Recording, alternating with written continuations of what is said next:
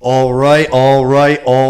What is going on, everybody? And welcome on back to the second episode of the Cinema Lords podcast. We hit the ground running on Sunday. We haven't gotten canceled yet. So here we are. We're back for a little bit more. If any of you guys might have missed the first episode, for those of you who don't know, I am Nick Soers. I am the creator and host of the Cinema Lords podcast. Back with me again today after an outstanding showing, I thought, in his first show ever on the ones and twos. Happy to be here, Cotton. Mr. Kalos. Kalos, how we doing? How we feeling today, buddy? I'm feeling great. Nice. How do you feel after the first episode? How do you feel like it went? It went good, but we got room to improve, and I think we're going to do that today. I like that attitude. I like it. And then with us today for the first time, as promised, as advertised, our aficionado of Westeros, our good friend, Mr. Luke Kleinen. Lukey, baby, how we doing today? Doing great, boys. Thank you for having me. Of course, man. Happy to have you here. This is your first podcast as well, correct? It is. I'm a first-timer, but I'm really excited. You guys did an awesome job week one. And, Thank you. Appreciate it. Happy to contribute this year. Glad to hear that. Thank you. But we're happy to have you here. I think just on Sunday, we're going to have a great time. First off, at the top, I want to say a big thank you to everybody that watched, that shared, that commented, that reviewed, that did anything to help spread awareness about this show on Sunday. Because there was a lot of you guys. I was honestly overwhelmed by it. It really meant a lot to me. Like I said, that's the area that I'm going to need the most help in, is spreading the word about this show. The only way that we're going to get bigger and better is with more eyeballs, and the only way we're going to get more eyeballs is with your guys' help. So I'm trying to get a sponsorship. A motherfucking sponsorship, baby. But it really meant a lot to us. We got a ton of feedback. Most of it was positive, which really meant a lot too. But if you guys can just keep doing that part, that would be awesome for all of us. If you guys can just keep on sharing, keep on reviewing, keep commenting, subscribing, whatever it is, it all really, really, really does help us. I wouldn't be asking you guys if it was just for nothing. You know what I mean? That's the best thing that you guys can do to help this page grow. So thank you very much for doing that in the first episode. I hope you guys enjoy this one too, and keep sharing it around. Now that all the formalities are out of the way, I guess let's dive into our topics. I wanted to start off today with a little bit of news. First things first, to all of my fellow Marvel fans, a very, very happy She-Hulk day to you guys. I have not watched the first episode yet. I plan on diving into it as soon as we're actually done here. I did take a little look around on Twitter, though, and I must say I saw a lot of positive things, which made me feel pretty good. I feel like I had good expectations going into this show, and Twitter seems to be liking it. So, thoughts? I'm still waiting to see what it's like. Well, we're going to be seeing right after this. I'm looking forward to it. Luke, how big of a Marvel fan are you? I'm pretty deep into it, but not fully up to date. I haven't seen the last Doctor Strange movie. Okay. The last the Thor's out right now. I haven't seen Thor. Okay. So the last couple shows. Okay. But I did see Loki, and Loki was the best. So that you hit strong there. Like I said last week, you're not missing much, Luke, with the shows recently. I've been completely agree. The last two shows I have not been overwhelmed with at all. Yeah, Moon Knight I didn't see either, but hated it. I do love Oscar Isaac. I was hoping. I love Oscar Isaac. The problem was not him. I can tell you that right now. The show was not Oscar Isaac's fault. He actually did a great job in a role that was built, in my opinion, to fail. That's a tough role that he did for sure. I thought he did a great job. But so like I said, everything on Twitter so far has been very positive, which makes me feel good. I'm looking forward to watching that later. A little bit of news related to Hulk, but not She-Hulk directly. A lot of rumors flying around in the streets this week that at the end of this calendar year, just like Marvel and Disney did with the Fantastic Four, they are going to be buying the individual rights to the Hulk from Universal. So basically, they'll be able to make a Hulk-themed movie. It'll be named after him and all of that good stuff. And they're expecting that to happen at the beginning of 2023. The rumors have so much heat behind them that they actually, I don't know if it was TMZ or a different source, they actually got Mark Ruffalo on camera this week and asked him how would he feel about doing a World War Hulk movie or a different comic strip themed movie about himself, with him being the lead. And he said, whenever they want, I'm there. So to me, this is good news for two reasons. Number one being that since Endgame, I have not enjoyed what they've done with the Hulk. The smashing of Bruce Banner and the Hulk into one body, basically making him an oversized, overly strong, overly green human, I don't really like. I think that, to me, Bruce Banner and the Hulk are two separate personalities. They're supposed to be sharing almost one body there. It's a personality there. And I would like to get back to that. The Hulk that we saw in the first Avengers movie, in Ragnarok.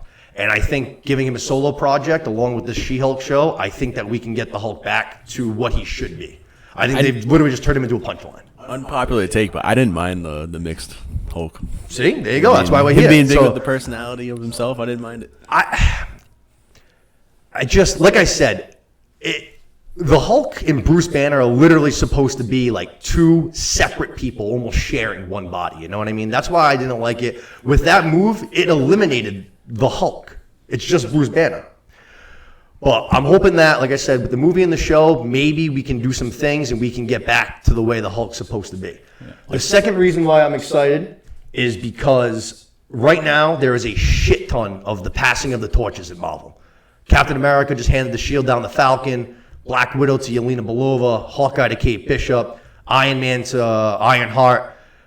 With all of that happening, I think it's very important that we keep a couple of the original characters, the original heroes that we already have a relationship with, that we already love in the story and invested in the story. Whether it's Hulk, Thor, Loki, I think some of those guys need to stick around. Yeah, I need that. Otherwise, I'm not going to be watching, just me personally. I think a lot of people are in that boat. I don't think you're alone in that. So I think if Disney and Marvel are going to go through all the money, first of all, to buy the rights from Universal and then, go out and make a movie, I don't think it's going to be just a one-off. I don't think they're going to do that to end the Hulk storyline. To me, that's a sign that the Hulk and Mark Ruffalo are going to be around for a while, which I think is a good thing. Like I said, I think we need some characters to be sticking around.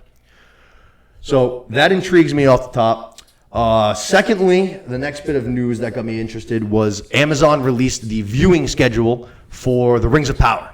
Let's go. Which I think everyone's pretty excited here for. We're all Lord of the Rings fans. Lukey, that's another set of books that you've plowed through, right? Yep. It's been a while since I read those ones, but yeah. Still love them? Read those. Love the movies, obviously. Oh, of course. And can't wait.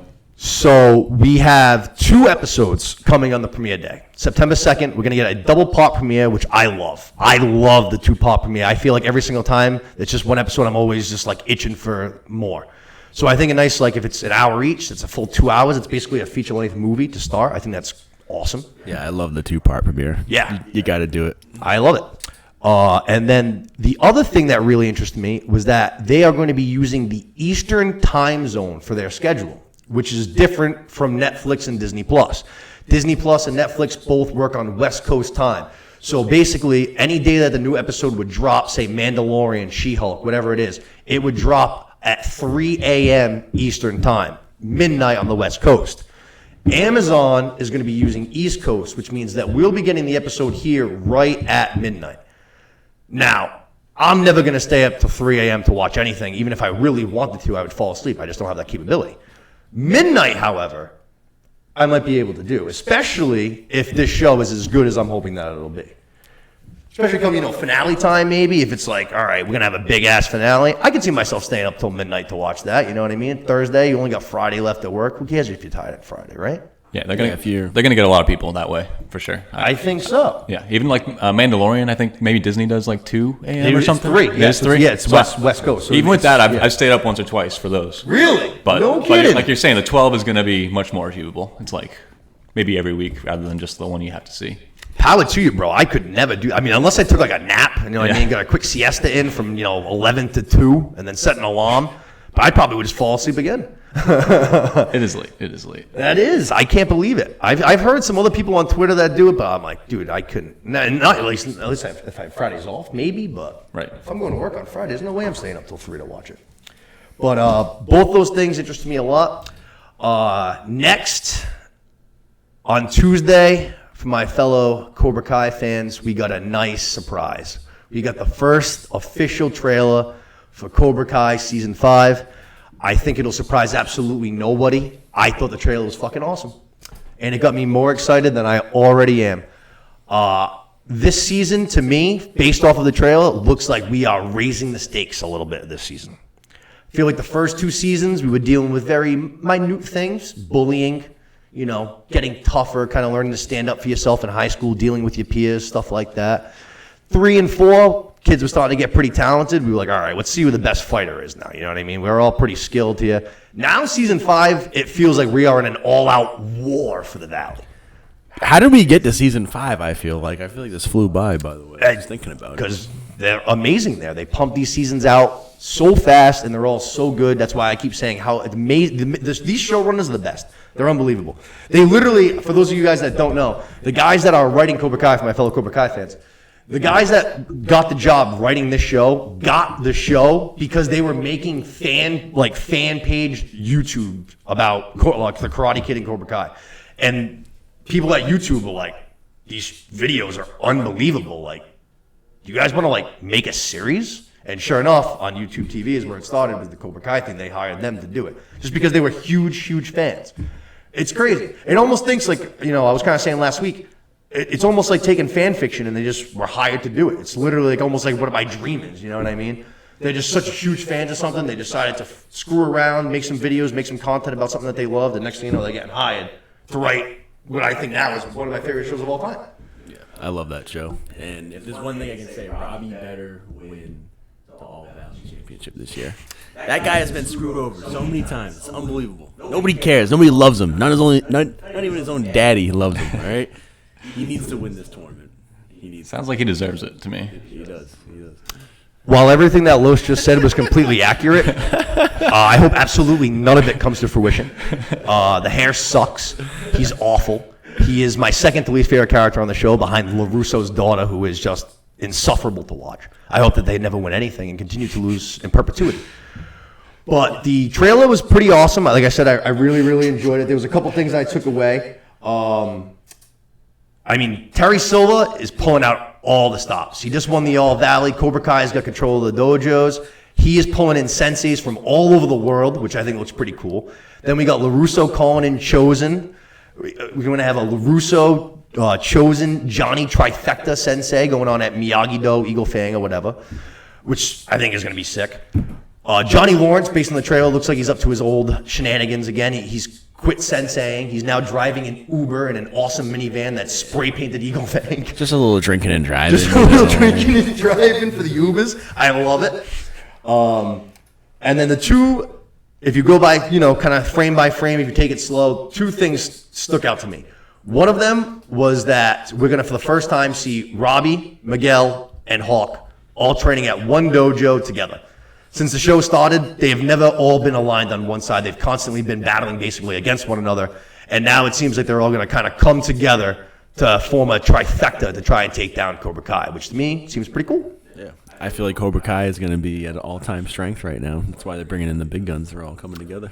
Cobra Kai is looking very big. The thing that makes me curious, though, is now they only have two characters that we really, quote-unquote, care about that are with Cobra Kai. We got Tori and then Kenny Payne. And to me, I think Tori's already got one foot out the door. I think that she knows that Terry set up the All Valley Championship. I think these new senseis based on the trailer look like they're going to be pretty damn tough. I think she still has feelings for Miguel. I think that she is going to be the straw that bakes the camel's back and takes down Cobra Kai. I think she's going to be doing some backstabbing this season, my girl Tori. Yeah, I love Tori. I love her. Peyton List is awesome. She's a bad bee. Yeah, she is. She's awesome. I love her. I love her and her. Actually, shout out to her and Talk, who are my two pretty much favorite characters in the show. Not only are they both All Valley champions, they also happen to be dating in real life. So that's when you know that things are going good for this guy. I loved Hawk's story. Oh, it's the best story on the show. Yeah, it's the rise and fall of Hawk's the best. And then he just rose to his power, and he was great. To think that he started as the kid with a cleft in his lip, like the nerdy kid, and then he's Hawk. He's All Valley champion. You know what I mean? I love Hawk. He's unbelievable. And then the second one was a combination of characters that I didn't even realize that I needed until I saw it on the screen in the trailer. Johnny Lawrence and Chosen together. That is going to be electric, I think. I think that their characters are going to bounce off each other perfectly.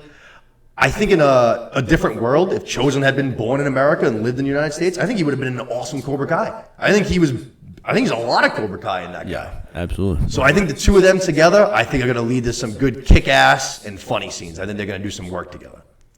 So that really, really interests me. That's coming September 9th. I cannot wait. It cannot come fast enough. I can't believe that's already coming September 9th. September 9th. 9 crazy. months after the unbelievable Season 4 that we got on New Year's Eve. And we got more coming. We know that we have at least a 6th season. They haven't announced. They said that they have the 5 and 6. They already had it planned out. So they already shot 5. 6 is going to be shooting soon. They don't have necessarily any plans in the works yet. But I mean, if they have more story to tell, how do you say no to these guys? Especially if you're Netflix, you know what I mean? It's just an entertaining show. It is the definition of entertaining. I see them probably going about 7 or 8 seasons, me personally. I think so. I'd call it quits. They're also making a very conscious effort to keep introducing younger new characters. So now we have young LaRusso. He's only like maybe a freshman in high school or something like that. Like the All Valley's under 18. So a lot of these kids, we know, they get into their senior year. So they're going to be basically unable to compete. Does that mean that their characters end? No. Like, could one of them end up being a sensei? I could definitely see that. Sensei Hawk sounds sick to me. Yeah, that sounds about right. Yeah. Sets them up to be senseis for the future. They're raising up the next generation. End it there. That sounds about right. I think so. Kenny Payne's obviously another young kid that they just introduced last season, whose story I liked. I think they tried to mirror Miguel's a little bit with him, kind of being the new kid A, being bullied B, finding a dojo, you know what I mean, and he instantly was clearly very talented. I mean, I think he got to like the final 8 in the All Valley, and he put up a good fight there. He lost to Robbie. That's right. Yeah, Robbie ended up kicking his ass though. Robbie gave him a whooping. Dude, he better win this year. I'm gonna be so mad if he doesn't. I'm also gonna be so mad if he does. I can't wait. The opposite. You guys actually like love and hate the same guy? Yeah. Oh yeah, 100%. 100%. I love that. I talked Yeah, so that's much the shows. crap to Nick over the past years, and unfortunately, Robbie still hasn't won, but he's gonna eventually. Unfortunately, I hate to say it, but they are making so many times. You're not wrong. Like you said too, everyone screwed him over. Literally, his entire life, he has been screwed over by He gets everyone. a new daddy, and then his new daddy screws him over. It's unbelievable. Do most people like him, or do most people not like him? Like, who's going against the crowd here? Or, I think or is it just a split? If kind I of had to, character? this is all based on assumption, but if I had to guess, if you polled Cobra Kai fans, I bet you that Robbie would test above average with females and below average with males. That's what my take is. I mean, I'm not going to Makes lie. perfect sense for Kai. He's a pretty kid. I mean, he's got a great head of hair. He's a pretty kid. He's also got abs on abs. Have you seen the hair? If you haven't, you gotta. The Unbelievable. flow. He's a good-looking kid, so I guarantee there's a lot of girls that are all about him that love him. He's also, like Lo said, he does have, that underdog story, kind of the sad boy story. I mean, nobody's helped him. Everyone keeps telling them they're gonna help him, and then they end up just letting him down. That's He's just also like- true. The entire show has been Robbie trying to find somebody that he can rely on. Consistently. Yeah, Everyone, even like And- LaRusso, he was dating LaRusso. She Every screwed him single over. person. He's just looking for somebody that he can rely on. His own mother, like never being there, like unbelievable. True. He just No parents. Yeah. yeah. And constantly he's let down by every single person. All of his senseis. Yeah. You're not wrong. I feel for him. I'm rooting for him. Let's go. You're not wrong. And he should have won last year, but No, he shouldn't have. yeah, he should have. Hawk baby. We all know how that went. We all know how it went. But like I said, September 9th, that's coming. I cannot wait. I think we're in for a really, really good season. And I mean, if you didn't see the first episode, if you haven't watched Cobra Kai, do yourself a favor and go and watch it. Would you have to start season 1, or is it Yeah, one you could jump in on? No. absolutely. Yeah, Just no, watch jump it. right in on season. I mean, you don't I'd have be- to, but you should. It's such a good watch. Every season's so enjoyable. They're quick seasons too. They're like I think they're all like 10 episodes, and they're only like 30-minute episodes. So you can bang. I'm through it. envious. I'm honest envious. I wish I could watch it from the beginning. Absolutely, First time because it's just that good. it really is. I'll get on it. Talking about it just brings a smile on my face. I love that show. Yes, You're not you kidding. guys are clearly The passionate. perfect, I love to see perfect it. amount of corny. It's great. It's funny. It's It knows corny. exactly what it is. Yep. It does a great job, and the storytelling is never ever lazy. Like I said, I predicted a year in advance that Hawk was going to win the All Valley this year, and like I said, it was in jest. Like I mean, it was mostly in jest. You know what I mean? It was like me wishful thinking, kind of being hopeful. I didn't actually think for a second in the world that they were going to make him the champion. Great writing. You know what I mean? Who saw that one coming? I cannot wait. Next up. Me and Los and my girl Stephanie and Los's parents this past Monday decided to go by the theater and check out Bullet Train, which I must say, going into it, I had virtually no expectations, minimal expectations. It seemed like another just traditional summer blockbuster action movie. You know, explosions, cool fights, Brad Pitt as a star. It was so much more than that. Yeah, I loved it personally. I mean, for the second time, we actually mentioned it again. I hate to keep going back, but we mentioned it for The Unbearable Weight of Massive Talent. We said that the trailer totally undersold the movie, and I think this is another case of that. I think the trailer basically built it up just to be another action movie with some cool scenes, you know what I mean? Go check it out in the theater or whatever, go see it on the big screen. And it was so much more than that. Yeah, I took it personally from the trailer that it was just going to be a lot of action, just a summer blockbuster, Brad Pitt doing his thing, but it was much more than that, and it was. I mean, pretty good. First off, it was hilarious. I found myself laughing, I would say, through a majority of the movie. Yeah, Brad Pitt was great. Love Brad Pitt. Oh, he's always great. Always great. I would say, aside Brad Pitt, while he was awesome, Aaron Taylor Johnson, and then Brian Tyree Henry as Lemon and Tangerine. To me, they stole the show. I could have done, as soon as the movie ended, I said to Steph, I was like, I could do a whole series, even if it's just like a mini series, 8 episodes or whatever, of the adventures of Lemon and Tangerine. For sure, yeah, their chemistry was great. Oh my The whole God, movie. they cracked me up. They play basically a pair of brothers who are contracts for hire, but they have such good banter back and forth. They're hilarious the entire movie. I felt like every time they were on the screen, I couldn't look away. I was like captivated by it. I just wanted more of them. Also, what the trailer does not show you at all, or anything will show you at all. This movie is a full-blown mystery, which I was not expecting at all, and I absolutely loved. It's a full case of who done it, who's on whose side, who's behind this. There was a bunch of twists and turns at the end, all of which I thought hit. There was not one single twist or turn at the end of that movie that I thought was just in there for like twist's sake. I felt all of them hit really, really well. You agree? Absolutely, 100%. I feel like nowadays you'll see shows and movies kind of almost want to do a twist at the end just to do a twist, to be shocking, you know what I mean? And sometimes it doesn't hit. These I thought played really, really well within the story, and I was like, oh shit, like, I like that. That makes sense. It played. I love it. I didn't see that coming kind of a thing. So that was really, really, really awesome. I would also say the action sequences were still superb. So it was a great movie to see on the big screen. So if you want, go check it out. Also, the cameos were unbelievable. It was cameos galore, which obviously they're not going to ruin in a trailer. But it's the kind of thing when you're sitting in the movie theater and all of a sudden it's just like, whoa, that guy was just, I knew who that guy was for 30 seconds. And then it's like, you know, a couple minutes later, oh my God, hey, look at this, it's that guy for 30 seconds. I'm not going to give anything away. I'm going to try to keep it spoiler free, but the cameos had me dying. People, big name people, 30-second scenes, minute scenes. It was hysterical. I couldn't stop laughing. I personally love when movies get A-list stars to just have the most random cameos in movies. It just makes me laugh, and I love it. I so agree. much. I always find that. I really do. I always, It just cracks me up. I don't know why. It's just like, wow, this guy took the time out of his day to go do this ridiculous little cameo for a movie. But it makes me laugh. because they're friends. I love that. It shows that they're like real people. They're like us. You know what I mean? Like, actually, we were kind of just shooting the shit a little bit before the show started, kind of going over topics and stuff. And we were talking about this, and Luke mentioned the Deadpool 2 scene with Brad Pitt, actually, where he gets electrocuted. And he's literally, if you blink, you will miss Brad Pitt's appearance in the movie. It's 1 second. Because he plays the Invisible Man, and The you don't Invisible see Man. him until he gets electrocuted and Right. dies. Yeah. So it's like, it's the perfect thing where it's like, I mean, that just shows that they're friends, you know what I mean? That's the kind of thing where Ryan Reynolds probably just shoots Brad Pitt a text. He's like, hey, buddy, you want to, like, fucking just come screw around in my movie with me for, like, 10 seconds and just, like, make a quick appearance? He's like, sure, why not? That sounds like a good time.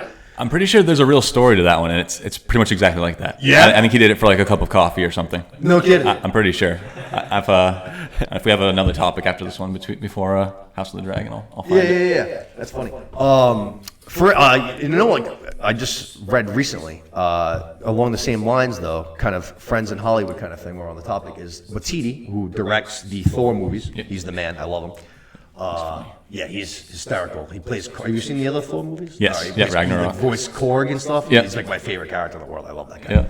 But for Thor Ragnarok, I can't think of his actual name. The guy that plays Billy the Butcher from The Boys. I can't think of his name. It's skipping my mind right now. Yeah, I'm not sure. But he is in Thor Ragnarok. Yeah. He basically helps Carl Helen. Urban or something. Yes, thank you. He helps Helen out, and he was saying for that movie, Taika literally just called him on the phone, and he said, hey, I got this role. It's a really awesome role. Do you want to come play around and have some fun with me? And he was just like, and he mentioned he'd be working alongside Kate Blanchett. He's like, oh, you're going to be playing this role? You'd be working alongside Kate Blanchett. Didn't even tell him it was Thor. Wow. Didn't even tell him it was Thor. Just, I have this cool role. Do you want to come play with me? And he was just like, yeah, I don't need to read anything. I'll be there. Sounds good. And I was just like, that's awesome. Carl Urban. Yes, Carl Urban. Thank you. Yes. So he literally was just like, yep, don't even need to read the script. I'm in. Give me a plane ticket. I'm ready to go. I don't even care how big or small the role is. I don't care what movie it is. I don't even care. You're my guy. If you say it's going to be fun, I'm there. Yeah, I how it should love be. shit like that. Yeah. I think that just shows, like, even though these guys are all super famous, it's still a bit of a boys' club. You know what I mean? They're all just kind of like trying to get their boys to come help them out, have a good time, shoot the shit. Probably go have a good time when they're done shooting at night, party it up a little bit and stuff like that. It's awesome. I love it. It's how we like to think we would be if we were. Oh, absolutely. Yeah. Let me tell you something. If by God willing this friggin' podcast blows up, I'm going to be chilling with you guys all the same still. We're just going to be having a better time in better places, doing better things. Hell yeah.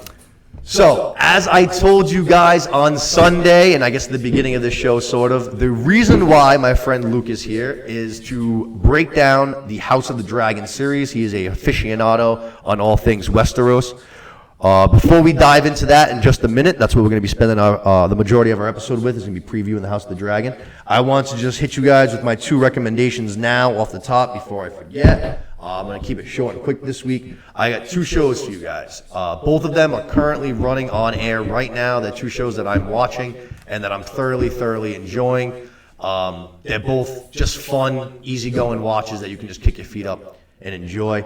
The first one is The Rehearsal on HBO. There's currently 5 episodes out. It is from comedian Nathan Fielder, who you guys might possibly know from his previous show that ran for 3 seasons, Nathan For You.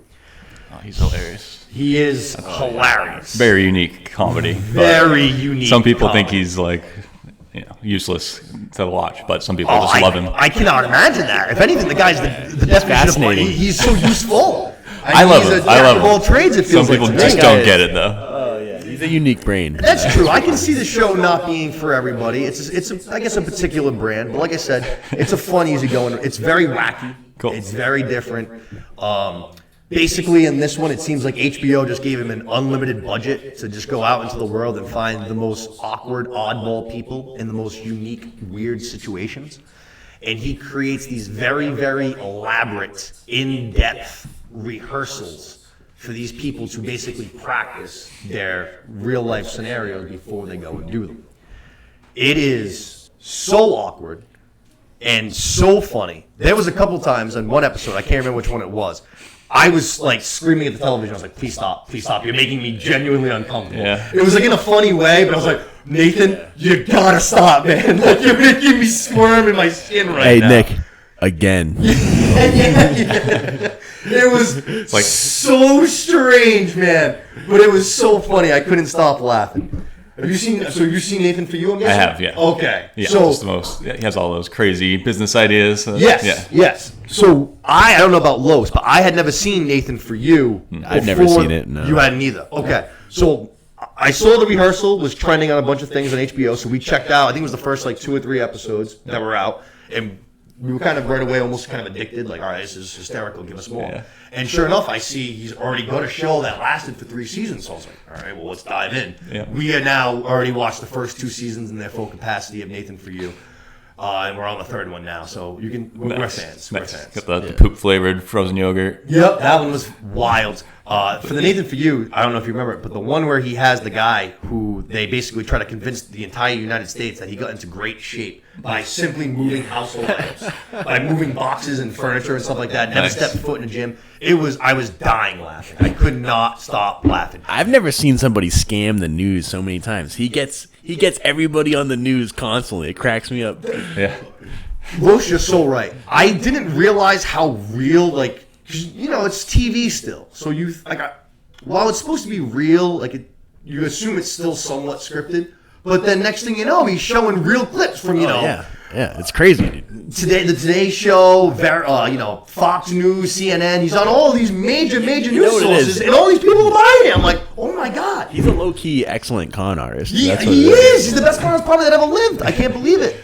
But The Starbucks one. Have you seen that one? yes, Yeah. dumb Starbucks. Yeah. Dumb Starbucks. Dumb Starbucks. Yeah, opens it up like right next door to a Starbucks and like Hey, rips off their logo. It was a That hit. was it. That was yeah. That They'll was line that up the was all door. over the news. And the news was big in that one. Yeah. Yeah, they had people selling fake merchandise and stuff like that. It was going for like $500 on eBay for a dumb Starbucks hat or a dumb Starbucks cup. That show's I hilarious. forgot it was dumb Starbucks. That's great. I wonder how much the Starbucks cup from that Game of Thrones episode went for on eBay. Oh, that yeah, thing yeah. that sold on eBay, man, just that one cup, Right? that thing must have been worth. Some psychopath like me, they have a big budget though. Right. I'd pay a lot of money for that Starbucks cup to put it on one of these shelves. Who would even know if it's the real thing or not? Probably people wouldn't believe me, but I'd be like, I'll get a certificate of authentication or something, shit like that. Right. George R. R. Martin said, "This is the real cup, baby. This is it." But that's the rehearsal, like I said, on HBO. The first 5 episodes are out. You can go check them out now. I definitely recommend it. Like I said, nice, just fun, easygoing watch. You don't have to even pay overly attention to. You can do it while you're doing something else. You know what I mean? Cleaning up, doing laundry, whatever it is. You can pretty much like listen along and still kind of get the gist of what's going on and laugh along with the show. The second show is in the second season. The finale is actually coming on Tuesday. It's a show that I'm a big fan of. It's Only Murders in the Building. What's up? Oh, sorry. Steve Martin, Marty Short, Selena Gomez. They all live in the same apartment building in New York. They are all fans of true crime podcasts, and they all decide to come together basically and solve a murder that happens in their building in season 1. And now they're in season 2, and basically it's kind of repeating itself. But it's still entertaining. It's not as good as season 1, but it's still very, very, very entertaining. It's funny, like I said. It's very just lighthearted fun, you know what I mean? But it's still a good mystery. It's very much, you don't know who done it. You're trying to put some clues together, which I'm all about that stuff. I love mystery shows. I love trying to figure out who done it and stuff like that. So that one, like I said, 2 seasons. The finale's on Tuesday. It's like, 10 episodes. They're short. You can get through it real quick. It's an easy watch. It's a fun watch. You can watch it with anybody, too. If there's any parents watching, you can easily watch it with your kids. You can watch it with your parents. You can watch it with anybody. It's a show for everybody.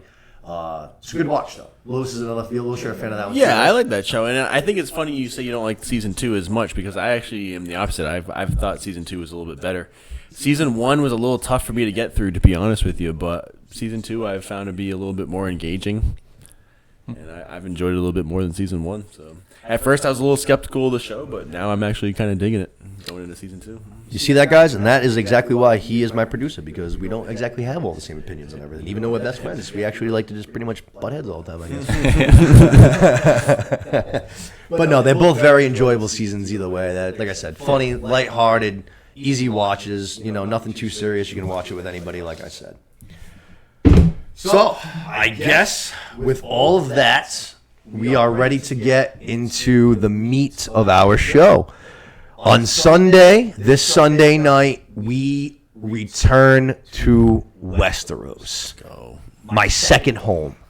It's been a while. House of the Dragon. Hey, How long has it been? it's been, 3 years? But I feel like that went so fast. It did. Like, I think I disagree with. I feel like Game of Thrones feels like it just ended not that long ago. Yeah.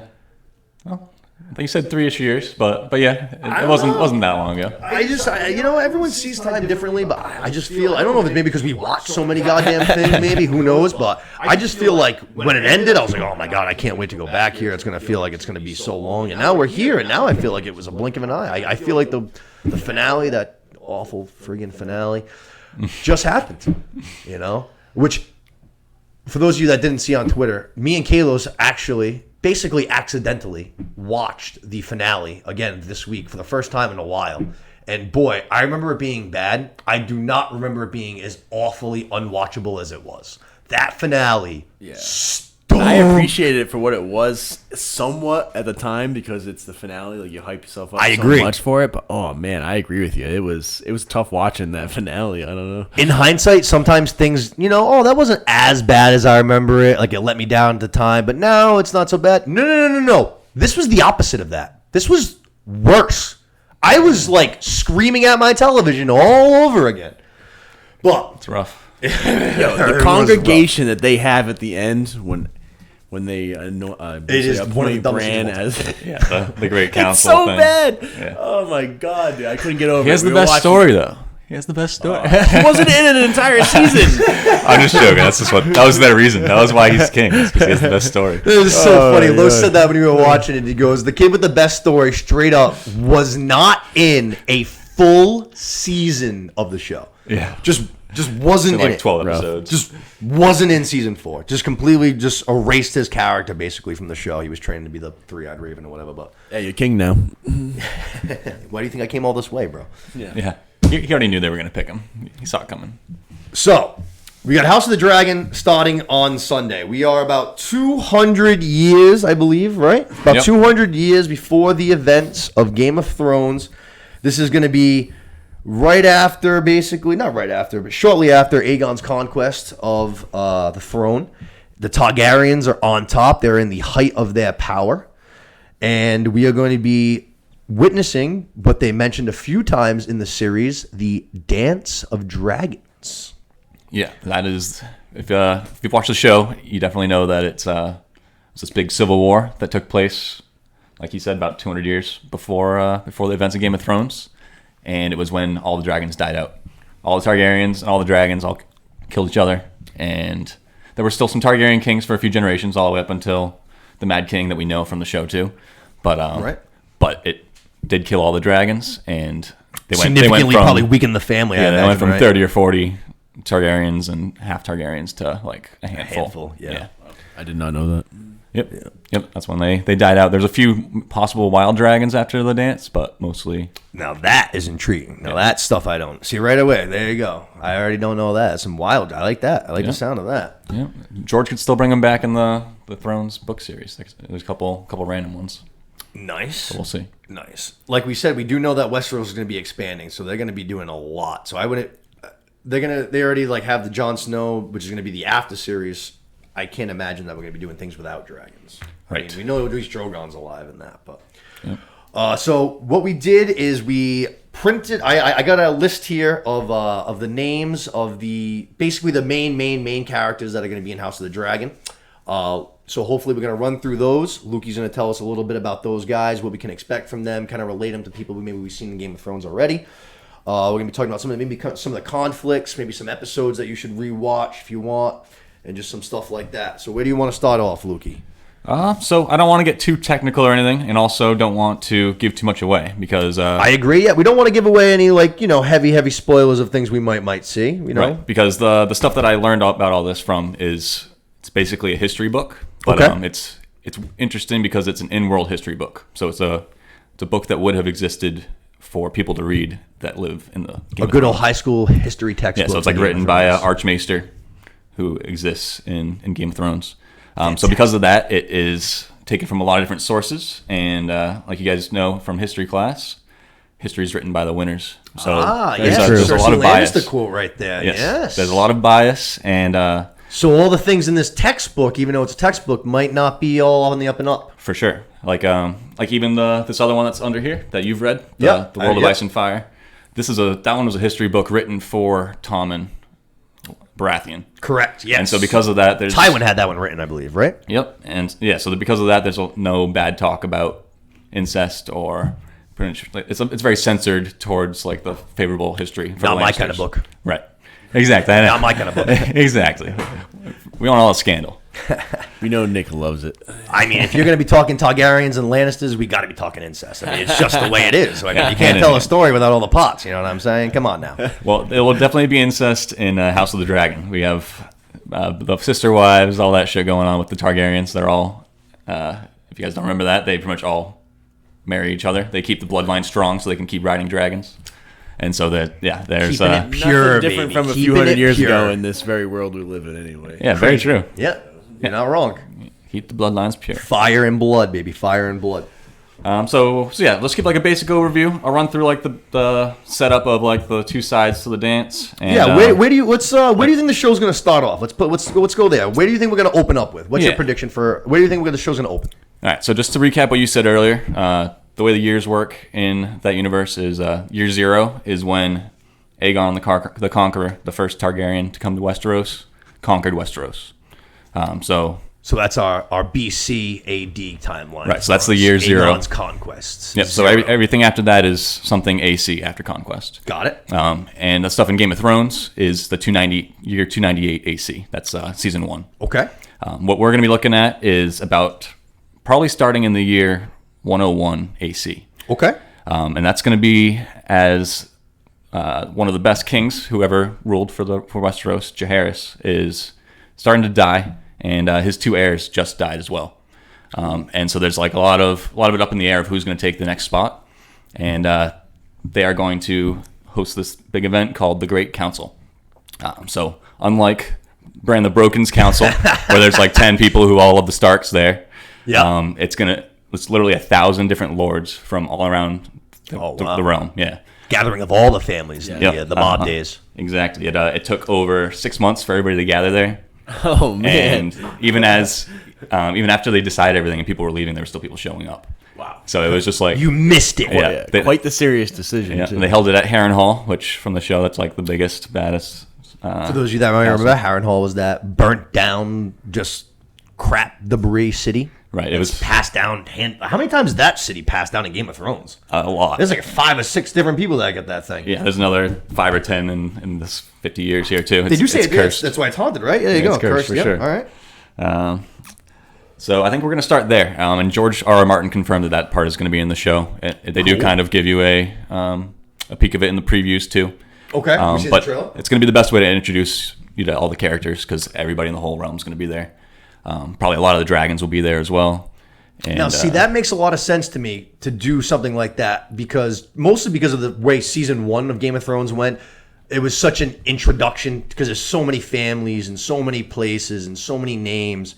It was a lot of introduction to all of these families. So I could see something like that working really well, almost to kind of shorten that up a little bit maybe. Yep. If we get all these faces that we're going to be dealing with in one huge meeting to open up the show, this is who everybody is. That makes a lot of sense to me. I like that. Sure. Yeah, and I think that's probably where they're going to start. We'll see how fast they go from there. If they, if they quickly accelerate to the Dance of the Dragons that we were talking about, because that was in 129 AC. So, Okay. like I said, we're starting like 101. The actual Dance of the Dragons doesn't start until 129. Okay. So we have about 28 years to go? Yeah, and it's not really clear where they're gonna finish. If they're planning on doing multiple seasons, they could really just barely start the Dance of the Dragons by the end of this season. Okay. Save that for the coming seasons, but we'll see. We'll see what they do. I could see them doing that too. Again, just based off of what they did with Game of Thrones, season 1 was a very big introduction before things really started to pop off big time in season 2. Season 2, you get the Battle of Blackwater, stuff like that. So that would make sense. That I could see the more heavy dance, the full blown dragon versus dragon, that stuff coming later on down the road in season 2. For sure. And that actually goes perfectly with this quote from the showrunner. He was saying, this guy, Ryan Condal, he said, quote, "We're telling a story of a generational war. We set everything up so by the time that the first sword stroke falls, you understand all of the players." I like that. So I think they're going to really play up those 30 years, even though most of the drama is going to be the Dance of the Dragons, which is just 3 years. It's 129 to 132. Yep. They're going to really stretch out that build up and make sure you know why people are mad and who they are. Okay. Do you think there's any chance that we're going to be doing, say, 2 different time periods at one time? I think so. They might start with just straight up doing the oldest things first and then start shifting to flashbacks from there. Yep. Telling 2 stories at one time kind of a thing? Right. I think they will start just with like the main story being 101. Yep. And then going from there. But we'll see. Really don't know. We know that is in it, and George said that's about where it's going to start. Cool. They could do some flashback stuff saying like the whole come up of Jaehaerys. Yep. Like I said, he was like the best king ever. He ruled for 55 years, built the King's Road. 55 years back then must have been a good damn run, man. Yeah. I feel like if you live 55 years, you're doing good. If you Yeah, were a no good kidding. king for 55 years, god damn, bro. Yep. Age 14, he took the throne. 14-year-old king. And he's one of the best Westeros has ever seen, ladies and Him gentlemen. and his sister wife. Him and his sister wife. Like I said, this is my kind of show. Right. But really, they were great. They were great. So yeah, that's and that great council also sets up some of the drama because there's a lot of other people that want the throne there, obviously. So Yeah, that's, I can imagine if that's you the bring initial together that many lords and ladies, there's going to be a lot of power-hungry people in that group. right. It's a showdown between like the granddaughter of his first son versus the grandson of his second son. So it's like, do you go through the bloodline of the first son, or do you? I don't know. It's a tricky. They both feel like they have a claim. They both probably have some decent arguments on Yeah. their side. But he ends up going with his the second guy, not the woman. The woman, Rhaenys, gets pissed off about it, obviously, and she's the older Targaryen that you saw in the trailers. Okay. And she's going to be a key person in. She in looks the like dance. she's going to be a player. Yep, she has a dragon. She's a badass. She has a dragon. Yep. Interesting. She does not look like a dragon rider to me, but she's a dragon rider. Yep. Interesting. Yep. And it's pretty cool. It's pretty much a big family of dragon riders. It's like Because if you're a dragon rider, you still have to have a little bit of battle, in your body, right? You got to know how Sure. to swing a sword or whatever it is, right? probably, I don't know. I would have to imagine because I mean, if something goes wrong, least be all of ready. a sudden you got to have some kind of at least some preparation. Yeah.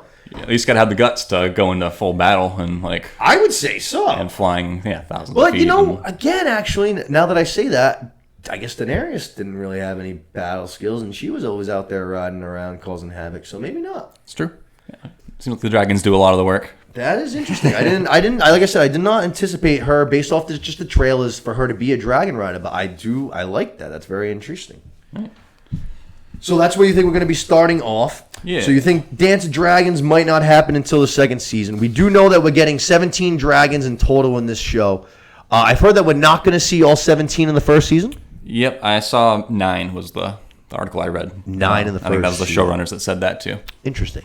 Now, for any of you that might not have known, earlier this afternoon, today is Thursday, by the way, Game of Thrones or House of the Dragon or HBO, however you want to call it, they just released their very last teaser trailer for the House of the Dragon. It was only like 53 seconds long, and boy, did HBO know exactly what they were doing with this one because it was just balls to the walls. For 53 seconds of heat. Yeah, pun intended. Pun intended.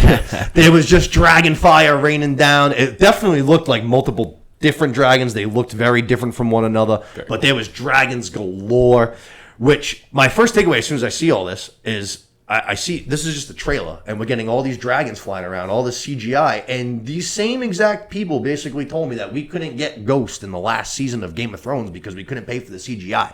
We couldn't pay for a wolf, but we can get 57 dragons all flying. It's fine. Yeah. I'm just saying. You know what I mean? Yeah, weak excuse. I think they know that wasn't Just for him to show up beyond the wall right at the end, and Jon Snow to go, "Here, boy, what's going on? Give you a little scratchy." Fucking loser. Should have been tearing out throats the whole time. Yeah, no kidding. How useful would he have been in some of those battles there? You know what I mean? Come on. So let's talk about a couple of these characters that we are going to be seeing some more of. Tell us a little bit about what we can expect. Kind of like Right. I said, maybe give us a relation or something like that. Let's start at the very top with the guy who looks like he is going to be one of the main characters. He's one of the most notable actors on the show, and he looks like a certified badass from the trailers. Is Matt Smith, who is going to be playing Prince Daemon Targaryen. What can we expect from Prince Daemon? Yeah, so he is probably gonna be the most fun character to watch. He's totally the wild card. He is the younger brother of King Viserys, who is the guy who he won the Great Council. Okay. That's who they chose at the Great Council was King Viserys. Good king? He's a good king, yeah. Good king? Yep. Everything kind of goes to shit after he dies, but during his reign, he was good.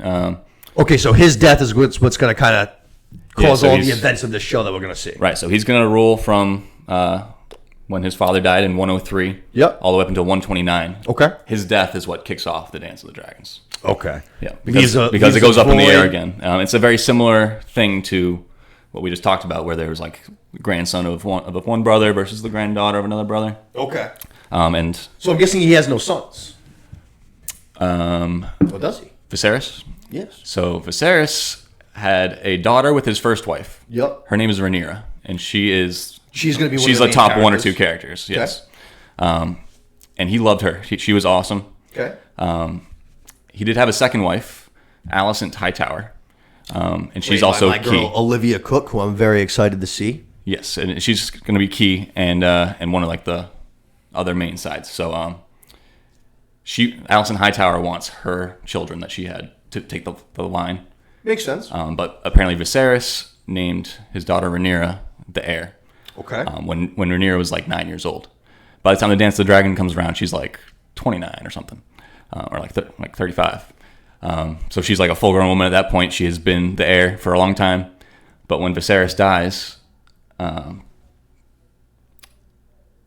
Hightower's children make a move on the throne, and it just goes to shit from there.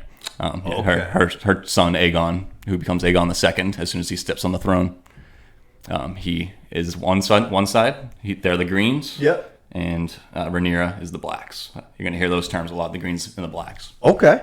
Yep. Okay. That's interesting. Yep. So those are the main two sides. Either you're Team Rhaenyra on the Blacks or your Team Aegon/Alicent on the Greens. So where would Matt Smith and Prince Daemon fall into this category, then? So at that time, he is estranged from Viserys and loves Rhaenyra. Don't want to get into too much. I love the Targaryens, man. Yeah, he loves Rhaenyra. They both have two of the most badass dragons. And yeah, I won't get into too much. I don't want to say too much. Cool. So I won't want to say too much more. So they both got two of the badass dragons. Yep, and they're on the same side. They support each other, and both of them have children who are also dragon riders. No kidding. Yeah, All right, which so is a cool part of it. Is like you have Rhaenyra with her like 4 kids who are all dragon riders, and you got Aegon and his brother One-Eyed, Aemon One-Eye. Have you seen him in the trailers too? They got the eye patch. Yep, eye patch guy. Yep, he's the biggest dragon out of everybody. Okay. Yep, Vhagar. Nice. So they're all going to be key people. I have one comment and one question before we move on to the next person. Yeah. The question, I guess, is Matt Smith and Prince Daemon. He looking like he's going to be kind of our Jon Snow sort of for this show, if we want to relate to somebody.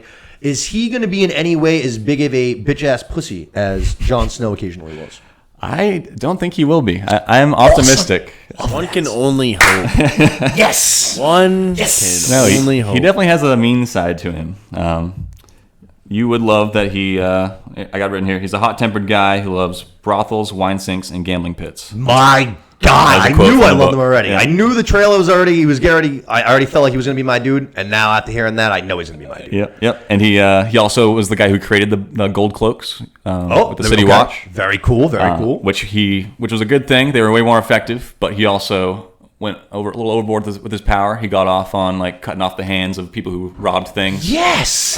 Gelding, rapists. You know, like very fitting, Yes. Very So over the he's top. a bad guy still. I mean, if you're raping people, you should be gelded. Yeah, Take that shit. Yep. Don't rape. It's bad. Which I guess Jon Snow had the same streak in him. He would Definitely. chop the head off of the guys who were, going against He the had crown. few moments here and there. He was occasionally all right.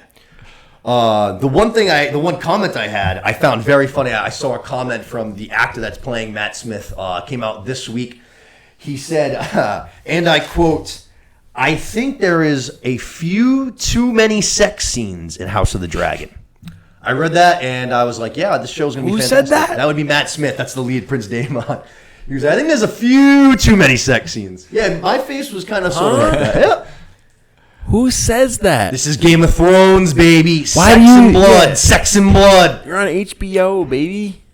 Maybe. I guess I should say sex, blood, and politics. Sex, blood, and politics. All right, so we got Prince Daemon. We already talked a little bit about King Viserys. You said he's a good king. His death's going to spark some things off. 2 wives. So Yep. we already kind of covered him. Let's talk about the other. I have a couple of other people that I'm interested to hear about. I mentioned her a second ago. Olivia Cook, who I'm a big fan of. She was in The Sound of Metal, and she was also in Me, Earl, and The Dying Girl, which I loved. I think she's a really good up-and-coming actress. I think she's going to be a star before you know it. She is playing Alicent Hightower, who you briefly mentioned. What do you got to say about her? Anything else? Just recap that she is the second wife of King Viserys, and she tries to take the line to her children rather than it going to Rhaenyra, who's Viserys' first daughter. Okay. And so she's very manipulative, kind of. Ooh, I like that. Her dad was the hand to both Jaehaerys and Viserys, so the last 2 kings. He's the hand throughout this, actually. Okay. Yep. So that's another thing. You'll see him a lot. Which is perfect because that's actually the other person that I actually wanted to talk about. So we'll get into him next, then. Yep. Otto Hightower, right? So Otto Hightower is being played by Rhys Ifans, who I am, again, a very big fan of. Some of you guys might know him from a few things. For instance, Little Nicky is is a fan favorite of some people, but he's also the leg in The Replacements. Which was is he one in of Little my Nicky? favorite movies. He's Adam Sandler's brother, one of the evil brothers. Oh, okay. Which one? The white one. Makes sense. The one that's not the guy from the other one's what's his name from the Green Mile and everything, isn't it? Yeah. And Talladega Nights, Duncan. Oh, yeah. R.I.P. in peace. But yes, like I said, he plays the leg in The Replacements, one of my all-time favorite movies. He's wiry. He's wiry. But he's playing Otto Hightower. Yeah. So he's going to be the hand of the king. What do we got to say about him? Cool guy, bad guy, good guy? I'm not quite sure. He seems kind of sketchy. Okay. I know he was, like I said, he was the hand of the king to the previous king, Jaehaerys, and then Who was a good continued. okay. So he Continued was the with hand for Viserys. two good kings, though. Just at the very end for Jaehaerys, though. Okay. Yeah, it was like when he was kind of like bedridden and stuff. Okay. And actually, while he was hand and Jaehaerys was bedridden, that's when he got Alicent Hightower to come to King's Landing, and she took care of Jaehaerys on his bed and was there when he died. This already sounds like some manipulation. And then, of course, she ends up being the one who marries Viserys. Oh yeah, I like this. Yeah. Yeah, I knew Let me tell you, Yeah. I knew I liked both these people already, and now I think I like them even more. Yeah, The Hightowers, scandalous for baby. sure. And so then she's scheming, trying to go against the word of her husband who just died, and she has her son Aegon take the throne. Okay. He becomes Aegon II on the spot, Yep. and it's him versus Rhaenyra. Awesome. And there's like 8 dragons on one side and like 9 on the other, or something like that. Now that pretty sounds intense. like an episode of television that I want to watch right Yeah, now. it's gonna be good. So they're both Hightowers. Now that's one of the few family names that I would say is not going to ring a bell if you were just a Game of Thrones watcher. The Hightowers have already been basically eliminated by the time the events of the throne, have happened, or Game of Thrones have happened. Right. So I guess they're probably going to have a bad run here somewhere along the Yeah, line. I mean, I think they're still in power in Game of Thrones. They're from Old Town. Okay. Yeah. They're, Oh, okay. Yep. Where That's like what the high tower yeah, thing yeah. is. Yep. Yes, that's where the Citadel is. Citadel, yep. And so they're still in power, but you're right that they don't have any prominence in the show, and they don't go anywhere. They just kind of keep to themselves. And but Thrones. yeah, Thrones. But yeah, they're gonna be big in this one. They're still the people from Old Town, which is even more glorious back then. It was like it's already a pretty well established city. Yeah, it definitely looked pretty cool in Game of Thrones. I actually thought it looked really cool, honestly. To be when Sam went there, was it Yeah. season 6 or something? Yeah, I think especially compared to like the ghetto King's Landing. Like it's in Definitely. rough Yeah, shape there. yeah. It's like all they'd say it smells like shit in King's Landing and stuff. True. But, Yeah. yeah. Old Town is all white stone and looks really nice. That's very intriguing. I do like that. I do like to meet some new families. I do. How many? We're gonna have a lot of returning families, obviously, too. I mean, obviously, we know the Targaryens, the stars of the show for this. What other families do you think that we can expect to see, some attention to in the show? Yeah. So probably at that first Great Council thing that we were talking about. Yep. We're gonna see pretty much everybody. Cool. I know that most of the northern houses supported the woman who had the claim, who Okay. didn't end up winning. So like Starks, Baratheons. Starks are still in power right now, right? Yep. With the fellow Des. Yep, Cool. they're still the wardens of the north. So we'll be seeing some new Starks. Yeah, I think Cool. his name's like Cregan or something like that. And I know they're key in the dance. I don't know how much they're gonna do leading up to the Dance of Dragons, but they are key during the Dance of the Dragons. Cool. What about, say, like we got the Lannisters, Baratheons? Can we expect to see anything from them in this? I think so. They're all gonna be the main allies of Rhaenyra, pretty much. Okay. Yeah. For the winning side. Probably makes sense why they lasted this long, then, huh? Yeah. Yep. Probably.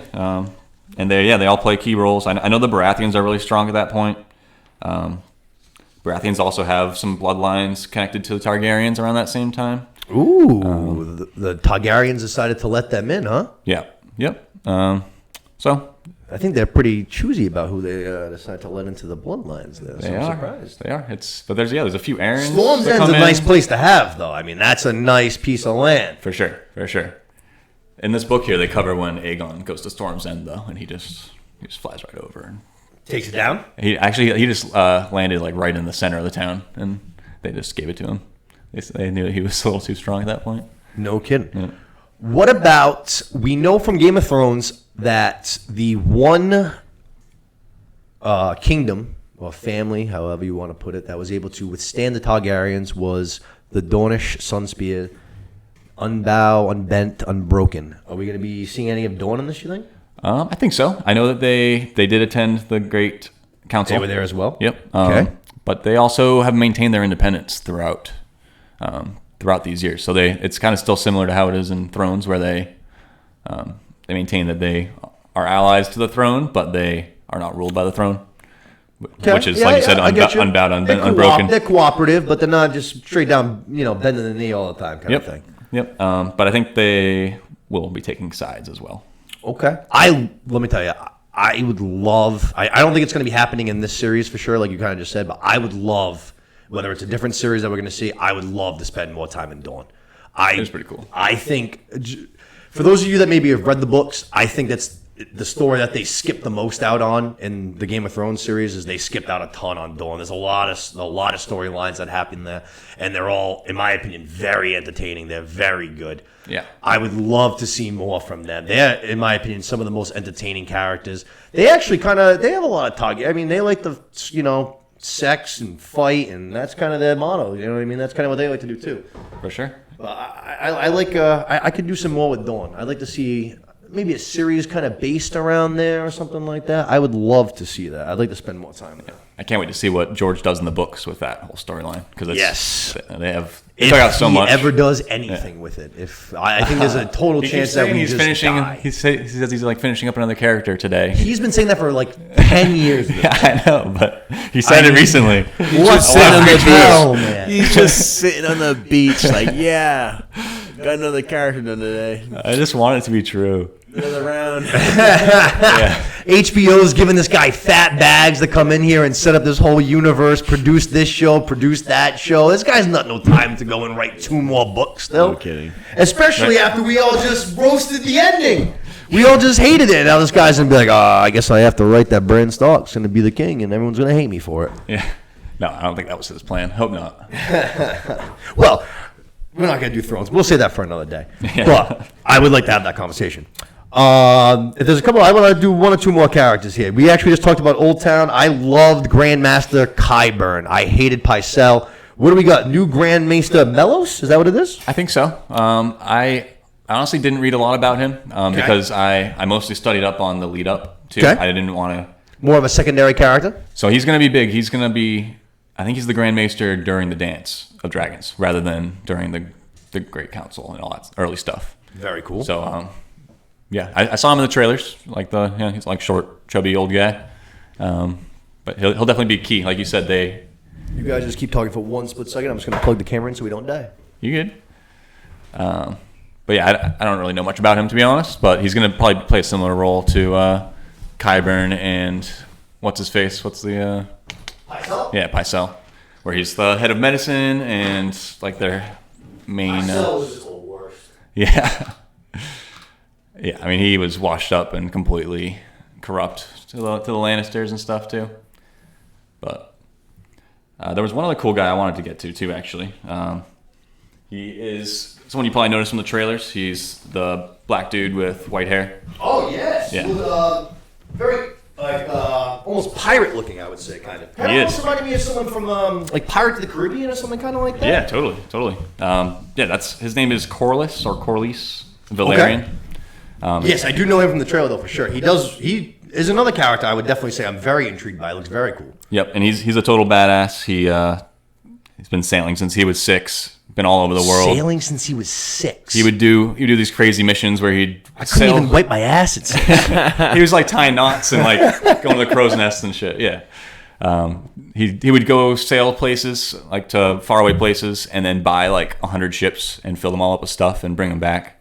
And so during his time, the Valerians became the richest house in the kingdom, more than the Lannisters, all those guys. No kidding. And he marries Rhaenys. Valerian. Now, that sounds a lot like Valeria. Yep. So they are from Valyria, but they were not dragon lords. So they were Interesting. yeah, From one of the only Valeria, but surviving- they don't ride dragons, huh? Yep, they're one of the only surviving Valyrian houses. That's them and the Targaryens, pretty much. Yep. And Yeah, pretty much everybody they've goes always up. been the staunchest supporters of the Targaryens, and they've pretty much always been the Lord of the Seas or Lord of the Tides, which is just the head of the navy too. So that's interesting because that's another family name, kind of like the Hightowers that we haven't really heard of in Game of Thrones, number one. Yep. And then number two, I would say just based off that synopsis you just gave us, that guy reminds me of the Crow's Eye. That sounds like Euron Greyjoy to me, man. Totally. Which, if we're going to talk about other things that got skipped in the books from Game of Thrones, Euron got a bad hand, man, because that guy is a certified badass motherfucker, and he is barely in the show. I mean, I know. He's got could you not do a whole series of Crow, like in his peak? Oh, yeah. Like, that would have been so cool. Him mutilating his crew, cutting all their tongues out and shit. I know, Don't talk back to me, bro. I didn't even mention any of that cool stuff. None of it. Also, in the books, he has that badass horn that can, like, bring down the wall and shit, right? It's supposed to like be like dragon binder, they call it. Like you can kill dragons or take over someone's dragon. Oh. And the guy who blows it immediately like burns his face off and dies. Yes, that's right. Yes. That's what you just told me. That sounds like that guy because he was, sailing the seas, doing the whole thing by his own damn self. 6 years old. Yep, very similar for sure. That sounds pretty cool. Yeah. All right, I like the sound of that guy too. Who was that? Yeah, Corlys Velaryon. Corlys or Velaryon. Corlys. I don't really know. Nice. And yeah, he's married to Rhaenys, who's the older Targaryen woman who's also a dragon rider. So and he's gonna be. And all their kids are dragon riders. Laenor and Laena Velaryon are dragon riders too. So. I bet the kids are giving him some shit like, Dad, you don't ride no dragon, bro. Right. I'll have my don't dragon tell me what to eat do. You, Dad, man. What you gonna tell me to do, bro? My dragon right over here, he'll light your ass on fire, man. Right. I like that though. He's probably a tough guy if he's gonna have to deal with all that shit. Got to deal with kids, got to deal with a wife, got to deal with wanting power and not being a dragon rider. That's a lot of pressure. Anybody else? Anybody else you think we should cover? I think that's pretty solid. Yeah, I mean, there's more people going to be coming up, but I don't know this. Yeah, I think that's probably pretty solid. Don't want to overwhelm people with too much. All right. I had a couple things I was like going to keep an eye out for. If we have another few minutes, we sure do. I have a question from myself, and I have one submitted question. Oh. First ever submitted question to the podcast, coming from my good friend Dollar and a Dream. Shout out Dollar. Nice. We want to do that first or after? We'll go with you first, and then we'll finish the two questions, and then we'll wrap it. Okay. So yeah, just things I was looking out for. Obviously, the timeline. Where are we going to start? How much are they going to cover in one season? Yep. Really up in the air. Yeah. Are we even going to get to the dance in this season? Are we going to get there by up to the second episode? We really don't know. Okay. But we'll see. Even if we don't get to the dance, we're going to get some dragon action. We know. Sure. And we've already seen it in the trailers. The dragon action is coming. For sure. Yeah, which makes me think that we will get there. Okay. Also, kind of interesting, like you were saying, we'll see who's like who from the Game of Thrones series. George R.R. Martin is big on the Wheel of Time thing and like history repeating itself. Yes. And so there's going to be a lot of parallel storylines and kind of the whole point of the Three-Eyed Raven, basically. Exactly. Yeah. They say that a million times, like the Wheel of Time. And yeah. So like this guy Kristen Cole, who we didn't mention. Okay. He's the head of the Kingsguard. Okay. He's a lover of Rhaenyra at one point, and then goes against her, and he joins Alicent. Ooh, love? Scorn love? And he may also have a scandalous baby with Rhaenyra that. So it's almost exactly like Jaime. Almost exactly like Jaime. Oh, I love this. Secret children, love affairs. Yeah. I love it. Rhaenyra is kind of like Dany and Arya mixed together, I put here. Or maybe like Lyanna Stark. Kind of similar thing, right? Oh, they did say Lyanna was a badass back in the day. Exactly. I like that. Yeah, they said she was like with Dany. They said she was can you like imagine that combo, Los? Beautiful and fierce, but also like combo. That's two of the best characters in the show right there. You're gonna mash them together. That's what it sounds like. We'll see how they do it, but it seems like she could do it. And then I put that Daemon Targaryen and Corlys Velaryon are both kind of like Euron Greyjoy, which we kind of both mentioned. Cool. Yep. So those are some parallels. Wondering about the dragons. How big are they going to be compared to like Drogon and Viserion? Yeah, the dragons look Rhaegal? Massive. They do look massive. That is the one thing that I can always say, even about the last season, is that Drogon never, ever doesn't look awesome. Drogon always looks like the coolest thing on the screen. Even those, like, he should have lit Jon Snow's ass on fire when he burnt down the Iron Throne, but that scene was awesome. That was the only scene in the finale that I actually liked. That was pretty great. Like, it was so sick. That visual, as bad as that last episode is, that visual will always kick ass. Where Dany is walking up the steps, and Drogon is flapping his wings perfectly behind her to make her resemble a dragon herself. Right. Oh my God, man, that that's was the a cool kind of shot. shit that like makes like I lose my shit when that happens. Yeah, no, they definitely had some good cinematography shots in that. Like they messed up the story part, but they did make it look good. They did. That is even her giving her wasp the speech to the Unsullied and shit. That was all awesome too. That all looked so sick. And the burnt down city, but it's snowing down on it. All the Unsullied are lined up. It's a great visual. Like you said, even if the storytelling wasn't great, the visual was very, very cool. Yeah, it was pleasant to look at for sure. Definitely. So yeah, I like that. How big the dragons are, how they're gonna look. Yeah. You mentioned to me one dragon's got what is it? Wings on his feet. Yeah, actually, Daemon Targaryen's dragon. I Okay. think it's called Caraxes, the red worm. It's kind of like a freakazoid. Like it's deformed. It has a really long neck. If Okay. you look at the trailer they just put out today, there's a really good shot right at the end. Okay. But it's more like a snake attached to a dragon's body. Like it's pretty cool. wild. That's gonna give him a little bit of advantage, like a boxer. You always want the reach in a boxing got the- fight. You know what I very mean? He's got the true, reach of very that true. neck. Yeah. That snap from. A big target. Oh, that's true. Good call. That's true. Can you get that neck taken right out though? I like Right? that, Luke. Good call. And then they said that he has some. I don't know if they'll do it in the show, but that he has some like little non-functional like wings that are growing off his like hind legs too. Non-functional. That's just showing off, basically. He's just trying to look cool. He's like, hey guys, I got wings on my feet, bro. I'm basically wearing Jordans as a dragon. It's pretty dope.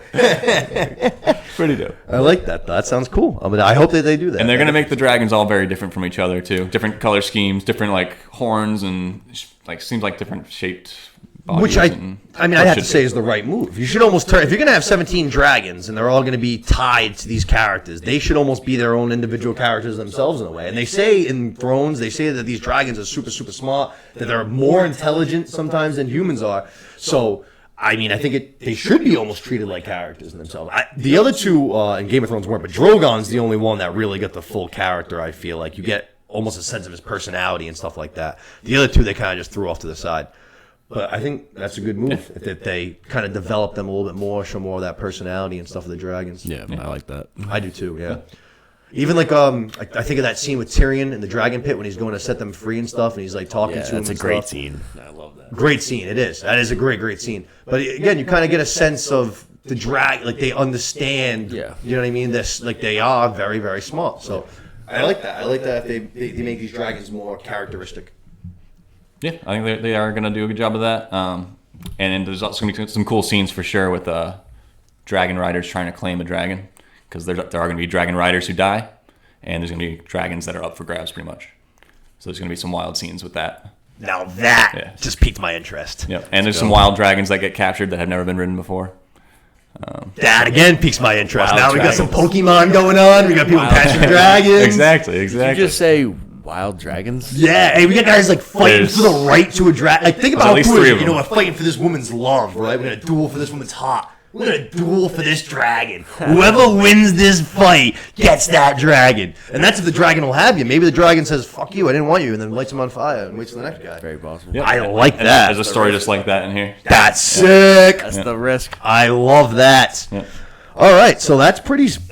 Honestly, that sounds awesome. That really just piqued my interest right there. Yeah, it's gonna be glorious.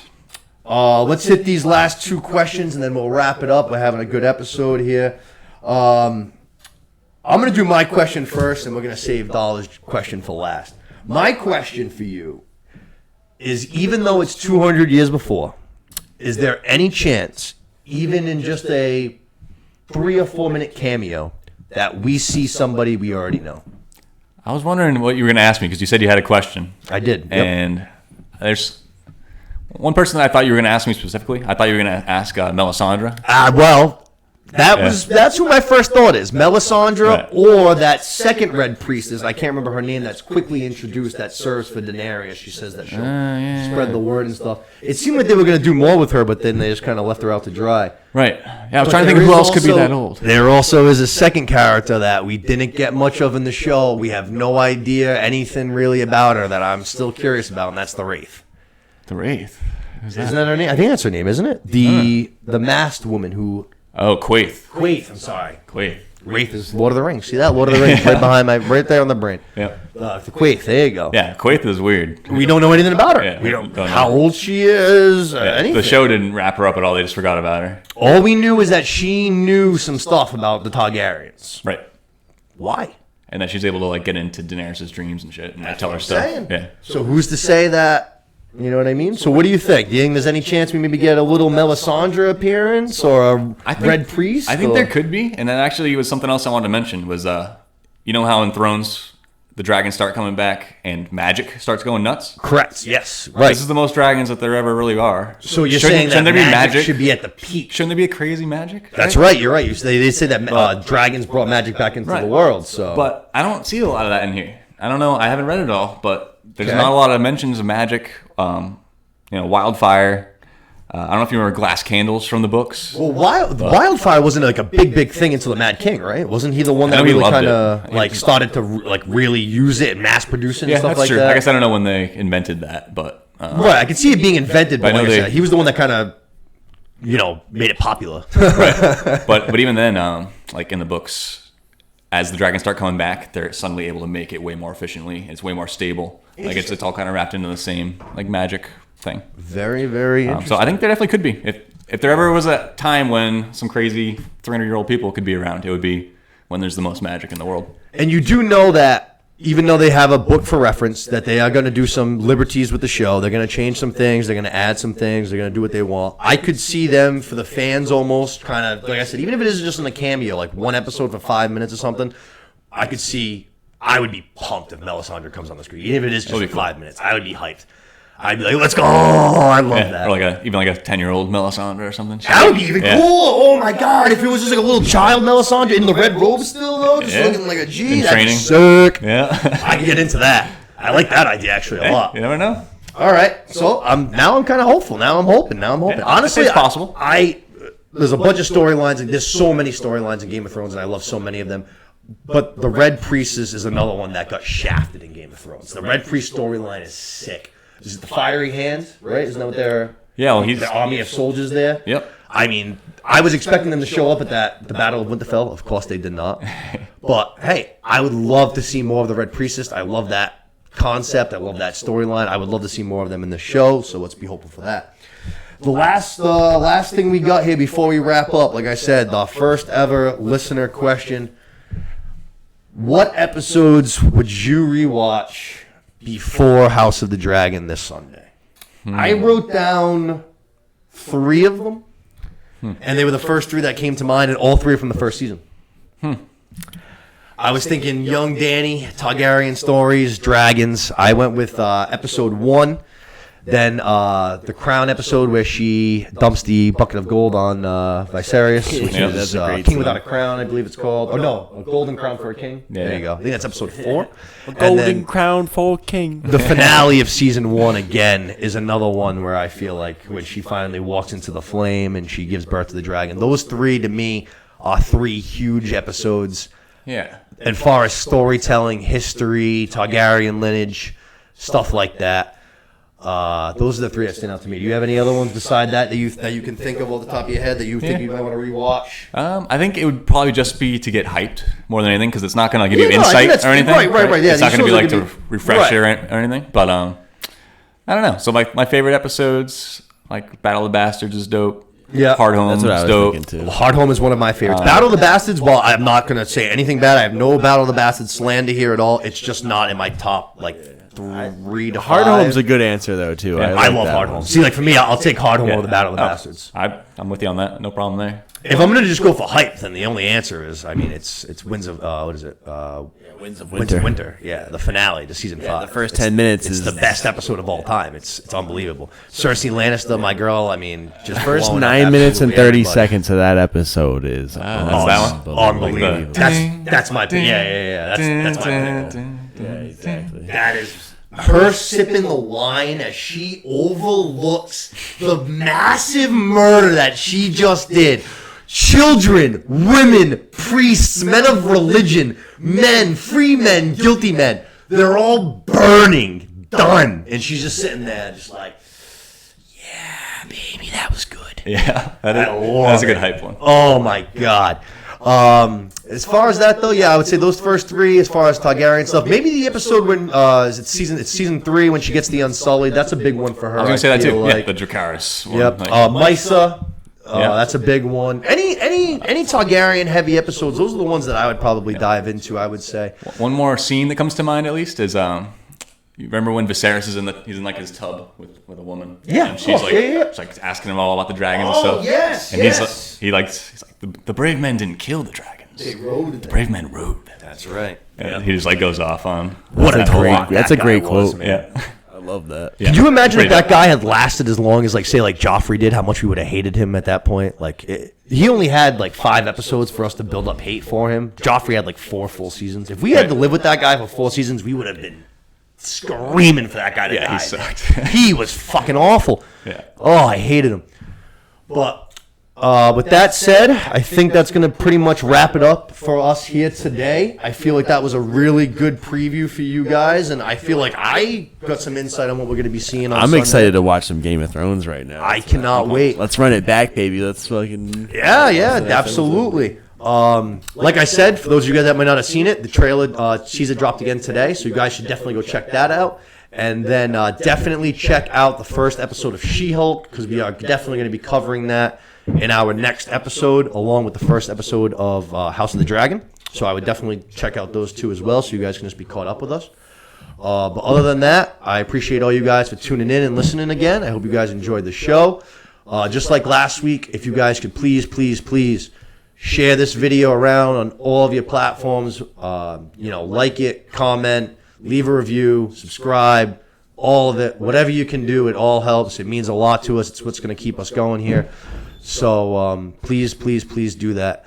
And we'll talk to you guys soon, and enjoy your time at the theater. Night, everybody. Later.